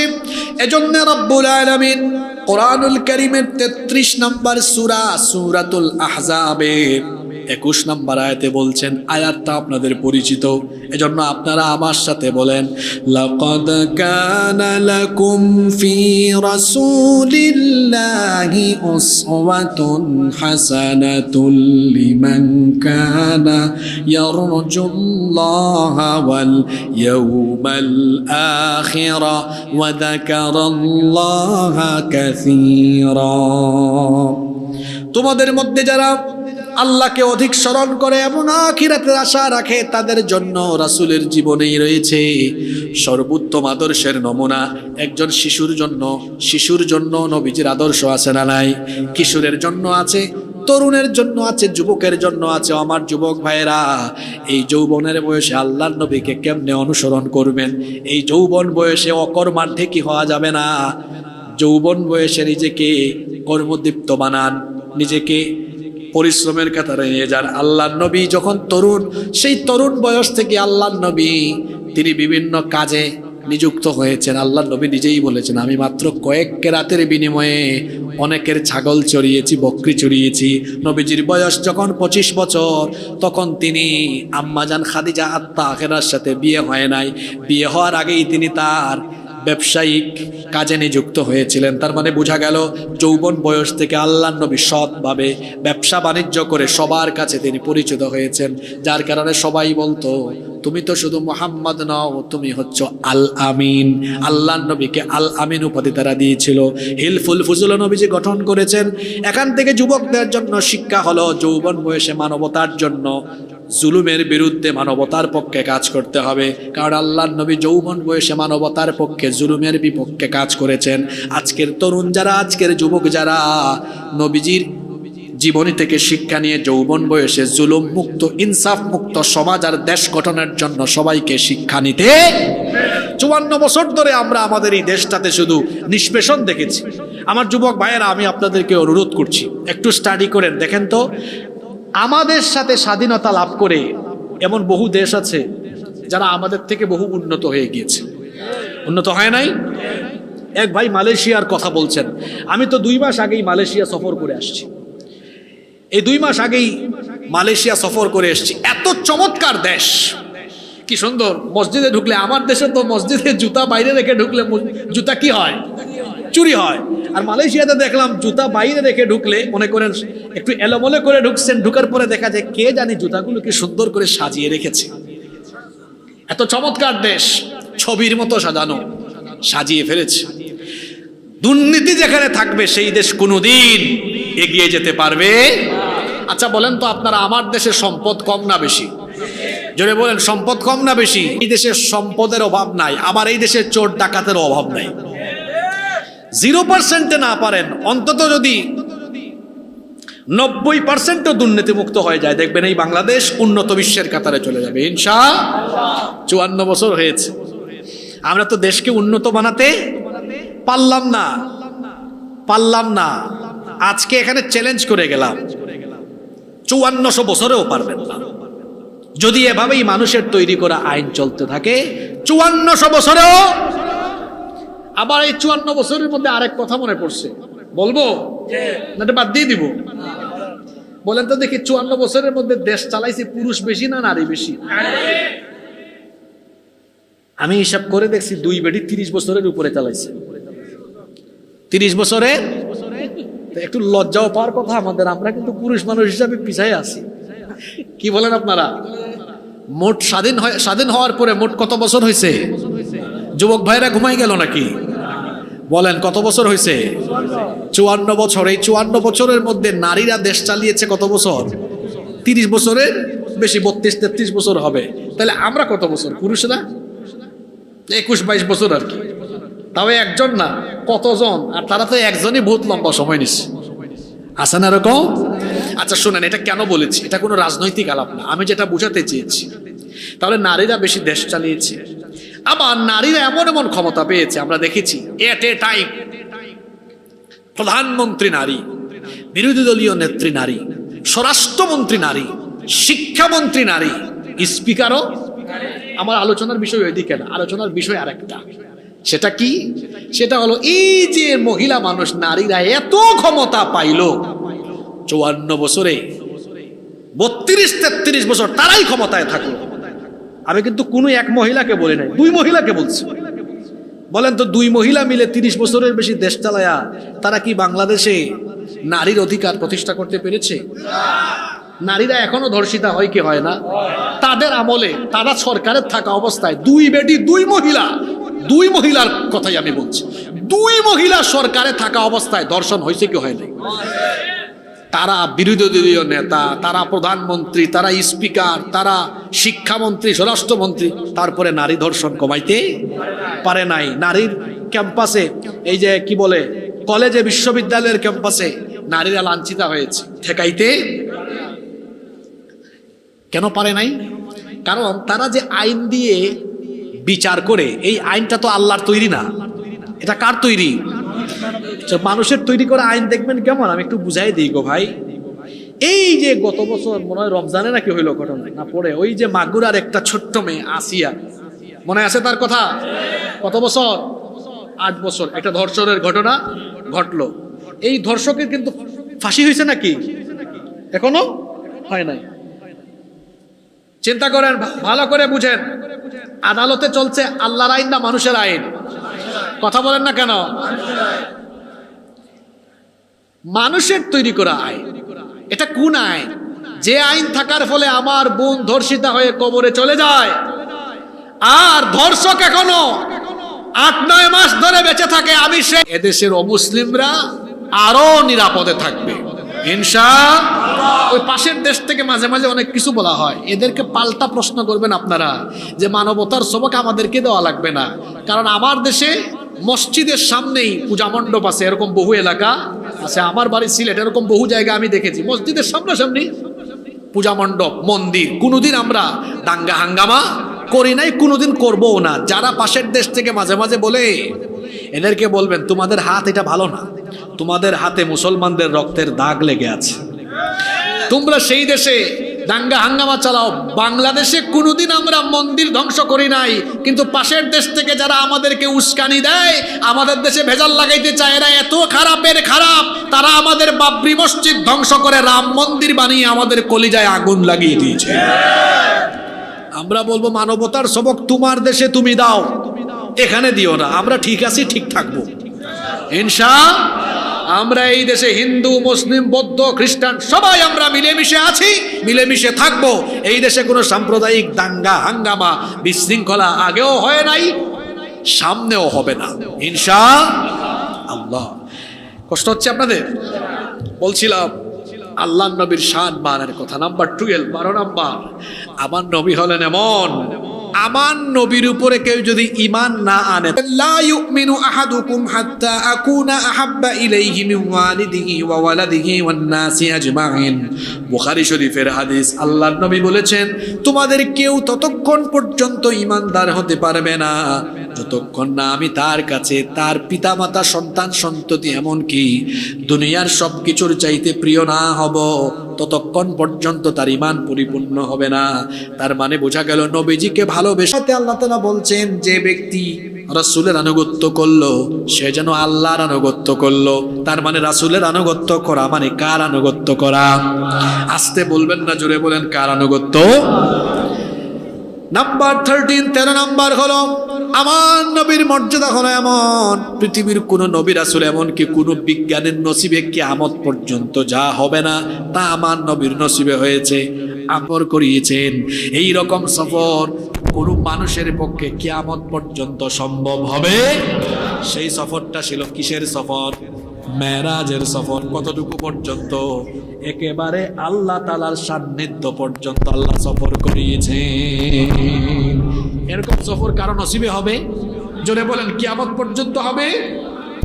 14 নাম্বার, আল্লাহর নবীর এমন মর্যাদা, সম্মান হলো এমন, আল্লাহর নবীকে কেউ যখন গালি দেয়, যদিও নবী নিজে গালির জবাব দেন না, কিন্তু আল্লাহ এমন নবীজিকে গালি দিলে সাথে সাথে যিনি গালির জবাব দিয়ে দেন তিনি কে? এক কুখ্যাত কাফেরের নামে কোরআনে সূরা আছে, কোরআনে 114টা সূরা আছে। এই একমাত্র কাফের যার নামে কোরআনে সূরা আছে, এই কাফের ছাড়া অন্য কোনো কাফেরের নামে কোরআনে সূরা নাই। সেই কাফেরের নাম হলো আবু লাহাব। সেই কাফেরের নাম হলো, এই আবু লাহাবের নামে আছে সূরা লাহাব। এটা কখন নাজিল হলো? সে যখন নবীজিকে গালি দিয়েছিল। কখন গালিটা দিয়েছিল? যখন 3 দাওয়াতি কাজ আরম্ভ করে 3 বছর শেষ হলো, আল্লাহর নবীকে আল্লাহ আদেশ দিলেন, ওয়া আনদির আশীরাতাকাল আকরাবিন। এই আয়াত যখন নাজিল হলো, আল্লাহর নবী সাফা পাহাড়ে উঠলেন। হাজী সাহেবরা, হাজীপুরের হাজী সাহেবরা বলেন তো, হজে বা উমরায় গিয়ে তাওয়াফ শেষ করে সাই করতে হয় কোন কোন পাহাড়ের মাঝখানে? সাফা। আল্লাহর নবী যখন এই আয়াত তার কাছে আসতো, নাজিল হলো, সাফা পাহাড়ে আরোহণ করলেন। যদিও সৌদি গভর্নমেন্ট এখন এই পাহাড়কে কেটে একেবারে মিশায়া দিয়েছে, কিন্তু সেই সময় এটা পাহাড় ছিল। আল্লাহর নবী সাফা পাহাড়ে উঠলেন। উঠার পরে কি করলেন শুনেন, হাদিসটা বুখারী শরীফে এসেছে। আল্লাহর নবী বললেন, ইয়া সাবাহা। আমাদের এলাকায় মাইকিং হঠাৎ হঠাৎ হয়, দেখবেন, সাবধান, মানুষ বুঝে গুরুত্বপূর্ণ ঘোষণা আছে। আল্লাহর নবী বললেন, ইয়া সাবাহা। তৎকালে আরবরা কোনো গুরুত্বপূর্ণ ঘোষণা দিলে বলতো ইয়া সাবাহা। লোকেরা তখন সাফা পাহাড়ের চতুর্দিকে গিয়ে সমবেত হয়ে গেল। আল্লাহর নবী তখন বললেন, আরাআইতুকুম লাউ আখবারতুকুম, আরাআইতুম লাউ আখবারতুকুম আন্না খাইলান বিসিফহিন হাদাল জাবাল তুরিদু আন তুগীরা আলাইকুম আকুনতুম মুসাদ্দিকিয়া। আল্লাহর নবী বললেন, যদি আমি তোমাদেরকে বলি এই পাহাড়ের অপোজিটে শত্রুপক্ষ তোমাদেরকে আক্রমণের জন্য প্রস্তুতি নিয়েছে, তোমরা কি আমার কথা বিশ্বাস করবে নাকি? তারা তখন বলেছিল, মা জাররাবনাকা ইল্লা কাযিবা, কোনদিন আমরা তোমাকে মিথ্যা বলতে শুনি নাই, তুমি যদি বলো অবশ্যই বিশ্বাস করব। তখন আল্লাহর নবী বললেন, তাহলে আমাকে আল্লাহর নবী বানিয়ে পাঠিয়েছেন, এর উপরে বিশ্বাস স্থাপন করো, ঈমান আনো। তখন তারা বলেছিল, মা জামাতানা ইল্লা লিহাদা, এগুলো বলার জন্য কি আমাদেরকে এখানে ডেকে এনেছো নাকি? আর আবু লাহাব সে তখন বলল, তাব্বাল্লাকা ইয়া মুহাম্মদ, মুহাম্মদ তুমি ধ্বংস হয়ে যাও। শুধু তাই নয়, তার সামনে একটা পাথর ছিল, এই পাথরটা নবীজির দিকে ছুঁড়ে মারলো। আমার নবীর মাথা মুবারক তখন ফেটে গিয়ে ফিনকি দিয়ে দিয়ে রক্ত বের হওয়া আরম্ভ হয়ে গেল। আবু লাহাব তার 2 হাত দিয়ে নবীজিকে পাথর মারলো। আবু লাহাব আল্লাহর নবীকে গালি দিল। আল্লাহর নবী সঙ্গে সঙ্গে আবু লাহাবের নামে সূরা নাজিল করে বলে দিলেন, আবু লাহাবের যে হাত দিয়ে তুই আমার নবীকে আঘাত করলি, তাব্বাত ইয়াদা আবি লাহাবিন ওয়া তাব, ধ্বংস হোক আবু লাহাবের 2 হাত, ধ্বংস হোক সে নিজেও। আবু লাহাব যেমন নবীজির বিরোধিতায় মশগুল ছিল, তার বউ উম্মু জামিল বিরোধিতায় মশগুল ছিল। আমার নবীর নাম ছিল মুহাম্মদ, আমরা বলি সাল্লাল্লাহু আলাইহি ওয়াসাল্লাম। মুহাম্মদ আরবি শব্দ, অর্থ হলো প্রশংসিত, কিন্তু আবু লাহাবের বউ নবীজির নামকে ঠাট্টা মস্কারি করে বিকৃত করে বলতো মুদাম্মাম। মুদাম্মাম মানে হলো নিন্দিত, মুহাম্মদ অর্থ প্রশংসিত, আর মুদাম্মাম অর্থ হলো। এজন্য আল্লাহ আবু লাহাব আর আবু লাহাবের বউ 2 জনের কথা এই সূরাতে বলেছেন। জামাই বউ 2টাকেই জাহান্নামে নিক্ষেপ করবেন কে? আমার নবীর সম্মান হলো এমন, আমার নবীকে গালি দিলে আল্লাহ জবাব দিয়ে দেন। ঠিক তেমনি ভাবে আল্লাহ যেভাবে নবীকে গালি দিলে আল্লাহ যেভাবে জবাব দেন, নবীর উম্মত হিসাবে নবীজির প্রতি আমাদের মহব্বত হলো এমন, আমাকে গালি দিলে আমি কিছুই বলি না, আমার মা বাপকে গালি দিলেও আমি কিছুই বলি না, কিন্তু খবরদার আমার নবীকে কেউ যদি গালি দেয়, একজন ইমানদারও কিন্তু তখন বসে থাকবে না। কারণ আমাদের জীবনের চাইতে আমরা আমাদের নবীকে মহব্বত করি কম না বেশি? আল্লাহ আমাদের সবাইকে কবুল করেন। নাম্বার 15, 15 নাম্বার, আমার নবীর মর্যাদা হলো এমন, আমার নবী যখন তার মনে মনে কোনো বিষয় ইরাদা করতেন, ইচ্ছা করতেন, হাত তোলার আগে এটাকে যিনি কবুল করে নিতেন তিনি কে? যেমন আল্লাহর নবী মদিনায় হিজরত করার পরে 17 মাস তিনি বাইতুল মুকাদ্দাসের দিকে মুখ করে নামাজ আদায় করেছেন, কিন্তু মন চায় বাইতুল্লাহর দিকে মুখ করে নামাজ আদায় করতে। এটা তিনি বলেন নাই, শুধু চেয়েছেন কিসে? মনে মনে অন্তরে চেয়েছেন। আকাশের পানে তাকিয়ে থাকতেন, যদি ফেরেশতা আমার কাছে ওহী নিয়ে আসতো। আল্লাহ তাআলার কাছে নবীজি হাত তুলেন নাই, কিন্তু নবীজিকে তো আল্লাহ মহব্বত করেন, শান মানা নবীজিরই বেশি। আল্লাহ তাআলা আয়াত নাজিল করে দিলেন, قد نرى تقلب وجهك في السماء, অবশ্যই আমি দেখতে পেয়েছি আপনি যে বারবার আকাশের পানে তাকান, অপেক্ষায় আছেন কখন আমি কিবলা পরিবর্তনের আদেশ দেই। নবী গো, আপনার মনের আশা পূরণ করে দিলাম। ফালানুওয়াল্লিয়ান্নাকা কিবলাতান তারদাহা ফাওয়াল্লি ওয়াজহাকা শাতরাল মাসজিদিল হারাম। এই আয়াত নাজিল হয়েছিল সেই সময় বানি সালমার এলাকায়। আল্লাহর নবী জোহরের নামাজে মসজিদে দাঁড়িয়েছিলেন। জোহরের নামাজের ফরজ হলো কয় রাকাত? আসতে বলবেন না, জোরে বলেন কয় রাকাত? 2 রাকাত নামাজ আদায় করেছেন। এর মধ্যেই ওহী নাজিল হয়ে গেল। আল্লাহর নবীর সঙ্গে সঙ্গেই 3 নাম্বার রাকাত তিনি সঙ্গে সঙ্গেই বাইতুল মাকদিস থেকে কিবলা ঘুরায় নিলেন, মুখ ঘুরায় নিলেন বাইতুল্লাহর দিকে। এই মসজিদ এখনো কিন্তু আছে, মসজিদের নাম হলো মসজিদে কিবলাতাইন। এরপরে এমন অবস্থা হয়েছিল, হাদিস শরীফে এসেছে, কিবলা পরিবর্তনের খবর তখন তো মিডিয়া ছিল না, টিভি ছিল না, ফেসবুক ছিল না, মুখে মুখে লুকে মুখে আস্তে আস্তে ছড়িয়ে গিয়েছে। একজন সাহাবী বলছেন, কোনো এলাকায় নামাজ হচ্ছিল, লোকেরা রুকু দিচ্ছিল বাইতুল মুকাদ্দাসের দিকে। এক লোক এসে বলল, কিবলা পরিবর্তন হয়েছে, বাইতুল্লাহর দিকে কিবলা। রুকু অবস্থায় সাথে সাথে তারা মুখ ঘুরিয়ে বাইতুল্লাহর দিকে মুখ ঘুরিয়েছেন। সুবহানাল্লাহ। মসজিদে কুবায় এই খবর গিয়েছে পরদিন ফজরের নামাজে। কোন মসজিদ? মসজিদে কুবায়। কুবার মসজিদে এই খবর গিয়েছে পরের দিন ফজরের নামাজে। সেই সময় ফজরের নামাজে তারা কিবলা ঘুরিয়ে নিয়েছেন, কিবলা ঘুরিয়ে নিয়েছেন মসজিদে আকসা থেকে তারা বাইতুল্লাহর দিকে। এইভাবে করে আল্লাহর নবীকে আল্লাহ এত মর্যাদা দিয়েছেন। নবীজি মনে মনে যেটা চেয়েছেন, হাত তোলার আগেই সেই আশাকে যিনি পূরণ করে দিয়েছেন তিনি কে? আর কয়টা পয়েন্ট বাকি আছে? 2টা পয়েন্ট। নাম্বার 16, 16 নম্বর, আমার নবীকে আল্লাহ তাআলা লেজিসলেটিভ পাওয়ার দিয়েছেন। তার মুখের কথা আইন হয়ে যায়। তিনি যখন কোনোটা হা বলেন সেটা হালাল হয়ে যায়, যখন না বলেন সেটা হারাম হয়ে যায়। সুবহানাল্লাহ পড়বেন না? আল্লাহ তাআলা বলেছেন, মা আতাকুমুর রাসূলু ফাখুদুহু ওয়া মা নাহাকুম আনহু ফান্তাহু। আমার নবী যেটা বলেছেন সেটা করো, যেটা করতে নিষেধ করেছেন সেটা বর্জন করো। আমার নবীর মুখের কথাকে আইন বানিয়ে দিয়েছেন কে? আসতে বলবেন না, জুড়ে বলেন, আমার নবীর মুখের কথাকে যিনি আইন বানিয়ে দিয়েছেন তিনি কি? সুতরাং নবী যা করেছেন সেটাই করব, নবী যা করেন নাই সেটা আমরা করব। আল্লাহর নবী কি করেছেন আর কি করেন নাই সেটাই তো জানতে হবে। মনোযোগ আছে? 7-8 মিনিট থাকা যাবে না। আল্লাহর নবী কি করেছেন? আল্লাহর নবী যা করেছেন সব করব, যা করেন নাই তা করব না। আচ্ছা বলেন তো দেখি, আল্লাহর নবী এই জমিনে কার আইন প্রতিষ্ঠার কাজ করেছেন? এখন আওয়াজ এত ছোট হলো কেন? কার আইন? আল্লাহর নবী রাজনীতি করেছেন কার জন্য? অনেক মূর্খ আছে কই ইসলামের ভেতরে রাজনীতি নাই। গাধা, ইসলামে যদি রাজনীতি না থাকে তাহলে রাসূল 10 বছর রাষ্ট্রপ্রধান হয়ে রাষ্ট্র পরিচালনা করলেন কিভাবে? জবাব আছে কোনো? আল্লাহর নবী 1-2 বছর নয়, কত বছর রাষ্ট্রপ্রধান ছিলেন। তবে আল্লাহর নবী কিন্তু মসজিদের ইমামও ছিলেন। কি ছিলেন? আবার ছিলেন রাষ্ট্রেরও ইমাম। আবার যে কোরআন আমাদের কাছে আছে, এই কোরআন নবীজি মসজিদে তিলাওয়াত করতেন নামাজে, আর সমাজ, রাষ্ট্র, আদালত, দেশ পরিচালনা করতেন। আবার কোন কিতাব দিয়ে? অন্য কোন সংবিধান দিয়ে? কোন কিতাব দিয়ে?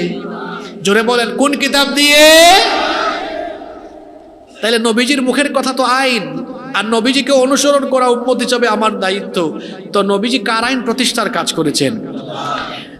বয়স্ক চাচারা যদি জবাব নাও দেন আমার আপত্তি নেই, তারা যে এত রাত পর্যন্ত আছেন এটাই সুবহানাল্লাহ। যুবক ভাইরা এবার বলেন, আপনি নবীর উম্মত, আপনি হলেন এই নবীর অনুসারী। এখন বলেন তো আমার যুবক ভাইরা, নবী আল্লাহর আইন প্রতিষ্ঠার কাজ করেছেন, আমার যুবক ভাইরা বলেন, আমরা কি নেতা খেতা, নেতা নেত্রীর আইন প্রতিষ্ঠার কাজ করব না আল্লাহর আইন প্রতিষ্ঠার কাজ করব? জোরে বলেন, কার আইন? কার আইন? আল্লাহর আইন। নেতা নেত্রীর জন্য রক্ত ঝরলে ফায়দা নাই, নেতা নেত্রীর জন্য ঘাম ঝরালে ফায়দা নাই। আর আল্লাহর জন্য, আল্লাহ রসুলের জন্য, কোরআন হাদিসের জন্য যত ফুটা ঘাম ঝরবে, যত ফুটা রক্ত ঝরবে, কিয়ামতের ময়দানে সেগুলো আমার পক্ষে কথা বলবে। এজন্য আমরা থাকবো আল্লাহ আর তার রসুলের পক্ষে। যুবক তরুণ ভাইরা রাজি আছেন? আমি আগেই বলেছি, আমিও তো আপনাদের মতো যুবক। আমরা কোনো নেতা নেত্রীর চামচামি করব না, আমরা আল্লাহ আর তার রসুলের পক্ষে থাকবো। আমি কিন্তু এখানে কোনো দলের পক্ষে থাকতে আপনাকে বলি নাই, আমি জাস্ট বলেছি আল্লাহর পক্ষে, রসুলের পক্ষে। এখন মাহফিল শেষ হবে, মাহফিল শেষ হওয়ার পরে কিন্তু প্রতি এলাকায় 2-3 দিন মাহফিল নিয়ে আলোচনা হয়, পর্যালোচনা হয়। কি আলোচনা হলো? হয় না? এটা আমরা জানি। তো তখন যদি আপনাদেরকে কেউ বলে যে তোমরা তো এমন হুজুর আনছো, সব আমাদের আর আমাদের দলের বিরুদ্ধে বলে গিয়েছেন, আপনি বলবেন হুজুর তো কোনো দলের নাম বলেন নাই, তাহলে আপনি আপনার নিজের দলের কান্দে এটা জোর করে নিয়ে গেছেন কেন? হুজুর বলেছেন কোরআন হাদিসের পক্ষে থাকতে, সুতরাং যে দলে কোরআন হাদিস আছে সেই দলে আমরা আছি, যেই দলে কোরআন হাদিস নাই সেই দলের সাথে আমার কোনো সম্পর্ক নাই। এখন আমি কি কোনো দলের নাম বলেছি? তা আপনার দলে কোরআন হাদিস থাকলে আমি আছি, আপনার দলে নাই, আমিও। আমরা কোনো দল মত এর পক্ষে না, আমরা কোরআন হাদিসের পক্ষে। রাজি আছেন সবাই? আল্লাহ রসুলের সাহাবীরা বদরে, উহুদে, খন্দকে, খায়বারে রক্ত দিয়েছেন নেতা নেত্রীর আদর্শ প্রতিষ্ঠার জন্য না আল্লাহর দ্বীন প্রতিষ্ঠার জন্য? ও আমার হাজীপুরের যুবক তরুণ ভাইয়েরা, যদি রক্তের দরকার হয়, যদি জীবনের দরকার হয়, এই রক্ত, এই ঘাম, এই জীবন আমরা দিয়ে দিব নেতা নেত্রীর জন্য নয়। কার জন্য? জোরে বলেন, কার জন্য? কারা কারা রাজি আছেন আল্লাহরে দেখান একটু। মাশাআল্লাহ, মাশাআল্লাহ। মনে হচ্ছে আমার চাচারাও ইয়াং হয়ে গেছে, যুবক হয়ে গেছেন। আলহামদুলিল্লাহ পড়েন। হ্যাঁ, অনেকে এমন আছে যে বয়সে বৃদ্ধ কিন্তু চেতনা এখনো, মানে উদ্দীপনা এখনো ইয়াং। অনেক চাচারা আছেন বয়স হয়েছে, বুড়া মানুষ, কিন্তু এখনো এনার্জি এমন আছে যে জোয়ান ছেলের চাইতে আরো অনেক ভালো আছে। আল্লাহ আমার চাচাদের হায়াতে আরো বারাকা দান করেন। আমরা বলছিলাম কোন কথা? আল্লাহর নবীকে আল্লাহ তাআলা লেজিসলেটিভ পাওয়ার দিয়েছেন, তার মুখের কথাও আইন। এই দেশে আমরা এত কিছু দেখেছি, দেশটা এগিয়ে গেল না। যেই যখন সুযোগ পায় খালি চুরি করে, বাটপারি করে, লুটপাট করে, যাকেই বিশ্বাস করে দেখা যায় সেই চুরি করে। হ্যাঁ, আরো বাড়ে গেছে বলতেছি। কারো বিশ্বাস করবেন? এজন্য আমরা বলতে চাই, সব দেখে ফেলেছি, সব দেখে ফেলেছি। আমরা এবার একবার আল্লাহর কোরআনের শাসন দেখতে চাই। আপনারা চান কি চান না? 54 বছর তো সব দেখছেন আপনারা, একটা জিনিস দেখেন নাই, আল কোরআনের শাসন। এটা আপনারা দেখতে চান তো? সবাই দেখতে চান তো? কারা কারা চান না হাত তুলেন। মাশাআল্লাহ, মনোযোগ আছে। আল্লাহ আমাদের মনোবাসনা পূরণ করেন, আমাদের সবাইকে আল্লাহ কোরআনের জন্য কবুল করেন। এবার শেষ পয়েন্ট বলি, কষ্ট হচ্ছে না তো? পৃথিবীর সব নবী রাসূলদেরকে আল্লাহ তাআলা পাঠিয়েছেন, আর নবী রাসূলদেরকে আল্লাহ মুআজিজা দিয়েছেন, কিন্তু যে নবী যখন দুনিয়া থেকে চলে গিয়েছেন মুআজিজার পাওয়ারও শেষ হয়েছে। যেমন মুসা নবী লাঠি ছিল না, হাত থেকে ফেললে কি হয়ে যেত? এখন ওই লাঠি যদি কেউ ফেলে দেয়, এটা কি এক আঙ্গুল সাপ হবে নাকি? নবীও চলে গিয়েছেন, মুআজিজার পাওয়ারও। আর আমার নবীকে তো আল্লাহ অনেক মুআজিজা দিয়েছেন, মুআজিজা দিয়ে অনেক কিতাব লেখা আছে, অনেক মুআজিজা। আমার নবীকে গাছও সালাম দিত, পাথরও সালাম দিত। সুবহানাল্লাহ। আমার নবীর অনেক মুআজিজা। আমি আপনি আঙ্গুল তুললে কিছুই হয় না, আর আমার নবী আকাশের দিকে আঙ্গুল তুললে আঙ্গুলের ইশারায় আকাশের চাঁদকে 2 টুকরা করে দিয়েছেন কে? আমার নবী অন্ধকার রাতে যখন একটু হেসেছেন, এই হাসির ফলে দেখা গিয়েছে আল্লাহর নবীর দাঁতের আলোতে, সৌন্দর্যের আলোতে অন্ধকার রাস্তাও আলোকিত হয়ে গিয়েছে। আমার নবীর এমন অনেক মুআজিজা ছিল, এর মধ্যে শ্রেষ্ঠ মুআজিজার নাম হলো কোরআনে কারীম। আমার নবী দুনিয়া থেকে চলে গিয়েছেন, রওজা শরীফে আরাম ফরমাচ্ছেন, মাকবারার মধ্যে আরাম ফরমাচ্ছেন, কিন্তু বলেন তো নবীজির রেখে যাওয়া মুআজিজা, কোরআনের আকর্ষণ কি কমে গিয়েছে নাকি? কার্যকারিতা কমে গিয়েছে নাকি? এই আজকের আয়োজনটা হলো কোরআনের আয়োজন, তার মানে কোরআনের আকর্ষণ কমে নাই। কিয়ামত পর্যন্ত কোরআনের আকর্ষণ ফুরাবে না। এভাবে কিয়ামত পর্যন্ত আল্লাহর কোরআন থাকবে, আর এটাকে যিনি হেফাজতের দায়িত্ব নিয়েছেন তিনি কে? ইন্না নাহনু নাযালনা যিকরা ওয়া ইন্না লাহু লাহাফিযুন। এই কোরআন হেফাজতের দায়িত্ব কার? যে কোন ইউনিভার্সিটিতে কোরআন অবমাননা হইল? নর্থ সাউথ ইউনিভার্সিটিতে। এই নর্থ সাউথ ইউনিভার্সিটিতে কোরআন অবমাননা হয়েছে, জানেন তো আপনারা? অপূর্ব পাল। আমরা সরকারকে বলবো তাকে দৃষ্টান্তমূলক শাস্তি দিতে হবে। আর আমরা বলবো এই কোরআনের সাথে দুশ্মনী করে লাভ নাই। এই কোরআনকে কিয়ামত পর্যন্ত হেফাজত করবেন কে? এটা দুই ভাবে হেফাজত হচ্ছে। কয় ভাবে? এক, এটা লৌহে মাহফুজে সংরক্ষণ করে রেখেছেন কে? আরেকটা পদ্ধতি আছে, সেটা হলো হিফজের পদ্ধতি। কোরআনে কারিমের হাফেজের সংখ্যা কত? কোটি কোটি। আচ্ছা বলেন তো, আপনাদের ইউনিয়নের নাম কি? বাকুই, মাখরাজ, ঠিক আছে, বাকুই। এই বাকুই ইউনিয়নে তাওরাত, জাবুর, ইনজিল, গীতা, বেদ, রামায়ণ মানে অন্য কোন কিতাবের হাফেজ আছে নাকি? এই ইউনিয়নে কোরআনের হাফেজ কত? হ্যাঁ, শত শত। এটাই তো বলতেছি, the number of the people who have memorized the holy book Quran is countless. কোরআনকে এত সংখ্যক আল্লাহর বান্দা মুখস্থ করেছে যা আপনি গুনে গুনে শেষ করতে পারবেন না। সারা পৃথিবীতে কোটি কোটি হাফেজ আছে, বাংলাদেশে তো লক্ষ লক্ষ। আর বাংলাদেশের হাফেজরা যে মেধাবী, যেখানেই কোনো কম্পিটিশনে যায় সব দেশের প্রতিযোগীকে পিছনে ফেলাই দিয়ে এরা বিশ্ব চ্যাম্পিয়ন হয়ে যায়। তাহলে এই কোরআনকে হিফজের মাধ্যমে সংরক্ষণ করে রেখেছেন কে? এখন যারা কোরআনের সাথে দুশ্মনী করে, যারা কোরআনকে পায়ের তলায় ফেলায়, তোমরা দুশ্মনী করতে করতে যদি কোরআনকে পুরাইয়াও ফেলো, কোরআন শেষ করতে পারবা না। ওই যে আরেক লোক হিন্দু, লোকটা হিন্দু হইল, লিখছে কিন্তু গাইছে কিন্তু খুব ভালো। যদি আগুন লেগে ধ্বংস হয়ে যায়, যদি আগুন লেগে যায় পুড়ে যায় পৃথিবীর সব বইয়ের দোকান, বিশ্ব থেকে হারাবে না, বিশ্ব থেকে হারাবে না পবিত্র কোরআন। করবে কেমন করে কোরআন ধ্বংস আগুনের তেজ, করবে কেমন করে কোরআন ধ্বংস আগুনের তেজ।